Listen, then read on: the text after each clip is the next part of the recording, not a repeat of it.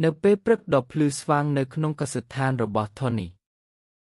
ជាមួយនឹងរដូវក្តៅនៅក្នុងកសិដ្ឋានរបស់គាត់និងស្នាមញឹមនៅលើមុខរបស់គាត់ថូនីចាប់ផ្ដើមធ្វើការស្រោចទឹកផ្កានិងបន្លែដោយបង្ហាញពីការយកចិត្តទុកដាក់តិចតួចដែលនាំមកនូវភាពស្រស់ស្អាតដល់ជីវិត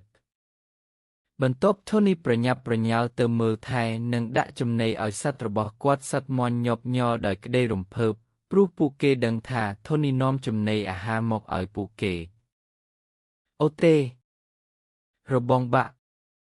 ប៉ុន្តែថូនីមិនបារម្ភទេដោយមានការខិតខំប្រឹងប្រែងតិចតួចនិងគាត់ចេះជួសជុលវាដោយខ្លួនឯងដោយបង្ហាញថាការប្រឹងប្រែងតែងតែទទួលបានផលសម្រាប់គាត់ដល់ពេលរសៀលជារដូវប្រមូលផលដំណាំហើយថូនីប្រមូលបន្លែស្រស់ដូចជាការ៉ុតប៉េងប៉ោះនិងរបស់ច្រើនទៀតដៃរបស់គាត់កាន់ត្រក់សម្រាប់ដាក់បន្លែជាច្រើនមុខក្រោយមក